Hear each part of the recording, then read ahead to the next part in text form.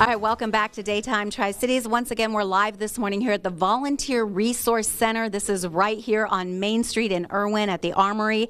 Lots of things happening here. Of course, it is a resource center. People coming in, they're getting checked in, they're being sent out to help volunteer in specific areas. And we want to bring in now Jenna Lafever, and of course, Jenna, a very familiar face. And Jenna, thank you so much for having us out today. Yeah, thank you for being here and kind of sharing what all's going on in Unicoi County. And there is a lot going on in here. We've seen volunteers, and I love to talk to the volunteers and hear their stories. Many of them are here from out of state, checking in and working for like a week at a time. Yeah, it's really incredible, the response from people just generously donating goods and money, and then also their time to help clean up our county has been it's really been a sweet and good experience. You're reminded of how good humankind is, and people are good to their core, coming from literally all over the country.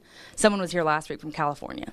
And, of course, you go through the questionnaire here when they get checked in, and you kind of take a look at some of the things that they might be needed for, and they sort of have an idea. Some of them look like they're coming in ready to really roll up their sleeves and do some work. Others kind of doing some of that maybe warehouse things. Yeah, so as they come in, we kind of match them with needs in our community. So we have a list of people that need trees removed, mud shoveled, so like muck out, debris removal, all those things. We have a list of that, and then we're matching that with the volunteer skills. So some are like, hey, I'm coming with my chainsaw and my shovel and my skid steer, so we're trying to send those to the right places and get that work done. And we have a centralized website and phone number where people can call if they are looking for those opportunities. Yeah, so we have both, where if you need the help, we have a sheet that you can fill out that comes to us, and then we can put that into the system and match you with a volunteer. And then also a place where volunteers can sign up on Volunteer United, and then they can also call the Volunteer Resource Center. That number I don't know. I got it written down. Find it right there. It'll be on the screen coming up. That's right. It's 423-560-0259, and that can be for someone that needs help or wants to help. And Jenna, just today here in the last few minutes, you've sent them out to different locations. Can you tell us about some of the locations that you're sending them to? Yeah, so this morning we've sent several to Mountain Inn and Suites, which is the hotel property right there near the hospital. And so they have debris that needs to be removed. They've got a lot of mud in their building. We've sent folks to the church next door, Riverview Baptist.